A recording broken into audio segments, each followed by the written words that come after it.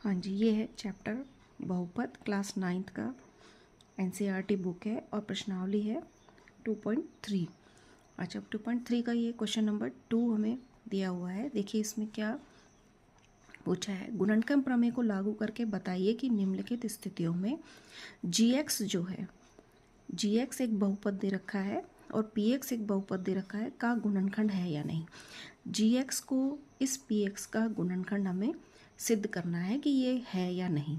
ठीक है, तो देखिए सबसे पहले एक तो गुणनखंड प्रमेय को मैं आपको क्लियर कर देती हूँ कि गुणनखंड प्रमेय क्या कहलाती है। गुणनखंड प्रमेय कहलाती है कि x माइनस ए यदि कोई बहुपद है, ठीक है, तो वो एक बहुपद px का भी गुणनखंड कहलाएगा यदि P A is equal to 0 हो। ठीक है, तो इसी से हम प्रश्न हल करेंगे। तो देखिए ये gx दे रखा है, gx में दे रखा है बहुपद x+1। ठीक है, तो सबसे पहले हम इसका शून्यक निकालेंगे। इसका शून्यक निकालने के लिए हम क्या करेंगे कि gx को 0 के बराबर रखेंगे। ठीक है, तो ये आ जाएगा x+1 इज इक्वल टू 0, तो x आ जाएगा -1। ठीक है, तो ये जो -1 आया है वो इस बहुपद gx का क्या है, एक शून्यक आया है।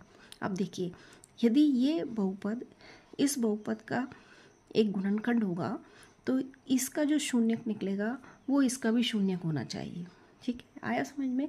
अब देखिए इसका जो शून्यक निकला है उसको मैं इस वाले बहुपद में यदि रख देती हूँ तो जहाँ जहाँ x है उसकी जगह मैं -1 रख दूँगी।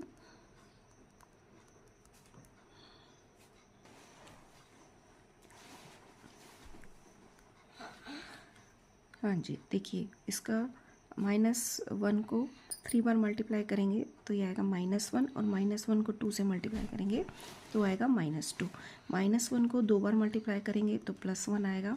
इस माइनस से ये माइनस प्लस हो जाएगा तो 2 आएगा और -1 आएगा। तो 2 से 2 कैंसिल हो जाएगा, 1 से 1 कैंसिल हो जाएगा, तो p-1 की वैल्यू हमारे पास आ जाएगी 0। ठीक है, अब देखिए इस बहुपद का गुणा शून्यक जो है मैंने इसमें रखा तो 0 आया। इसीलिए क्या होगा कि ये वाला जो गुणनखंड है वो इस गुणनखंड का क्या, ये वाला जो गुणनखंड है वो इस बहुपद का क्या होगा, एक गुणनखंड होगा। सॉरी, ये वाला जो बहुपद है वो इस बहुपद का क्या होगा, एक गुणनखंड होगा। तो इसीलिए इसका आंसर आएगा हाँ। इसका शून्यक निकाला, शून्यक इसमें रखा, अगर उसका मान 0 आ जाता है तो वो ये जो है इसका एक गुणनखंड कहलाएगा। ठीक है, इसी तरीके से हम दूसरा क्वेश्चन देखते हैं। देखिए सबसे gx को मैं 0 रखती हूँ तो x+2 को 0 रखा तो x का वैल्यू आई -2। ठीक है, अब ये वाला क्या है, ये इसका शून्यक आ गया। ठीक है, अब इसी शून्यक को हम इस वाले बहुपद में रखेंगे तो जहाँ जहाँ x दे रखा है वहाँ -2 रखा और इसकी वैल्यू निकाली। ठीक है, तो देखिए -2 को मैं 3 बार मल्टीप्लाई करूँगी तो आएगा -8। -2 को 2 बार मल्टीप्लाई करूँगी क्योंकि -2 की पावर 2 है तो आएगा 4, और 4 को मैं 3 से गुणा करूँगी तो आएगा 4 × 12। ठीक है, इसको माइनस माइनस प्लस होके माइनस आएगा, 3 दूनी 6 होता है, +1 एज इट इज़ आएगा। ठीक है, तो देखिए पहले माइनस को प्लस करती हूँ तो ये आएगा -14, 12 और +1 आएगा 13, तो इसकी वैल्यू आ रही है -1। तो ये शून्य नहीं आ रहा है, इसीलिए ये इसका बहुपद क्या, इसका एक गुणनखंड क्या होगा, नहीं होगा।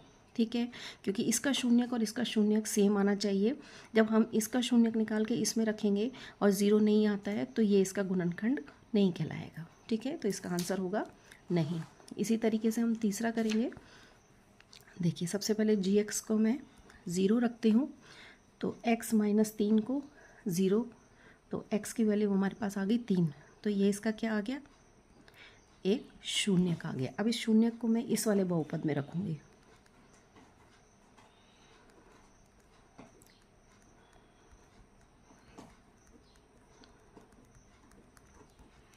ठीक है, अब देखिए 3 को मैं 3 बार मल्टीप्लाई करूँगी तो 27 आएगा, 3 को 2 बार मल्टीप्लाई करेंगे तो 9 आएगा, और 9 3 होता है 9, 9 आएगा और 9 को हम 4 से गुना करेंगे तो 9 चौक 36 आएगा। ठीक है, अब देखिए प्लस प्लस को हम प्लस करेंगे तो ये आएगा 36 माइनस 36 और ये इसकी वैल्यू आ गई 0। ठीक है, देखिए इसका शून्यक रखने पर इसका मान 0 आ गया, तो इसका आंसर आएगा हाँ, ये वाला जो गुणनखंड है वो इस बहुपद का एक गुणनखंड होगा। ठीक है, आया आपको समझ में? आई होप आपको क्लियर हो गया होगा। ठीक है, सिंपल सा है कि आपको gx जो है, gx एक गुणनखंड दे रखा है, उसका शून्यक निकालना है, उस शून्यक को px में रखना है। अगर 0 आ जाता है तो वो उसका गुणनखंड होगा, अदरवाइज px का मान 0 नहीं आता है इसका शून्यक रखने पर, तो वो उसका गुणनखंड नहीं होगा। ठीक है, ओके, थैंक यू।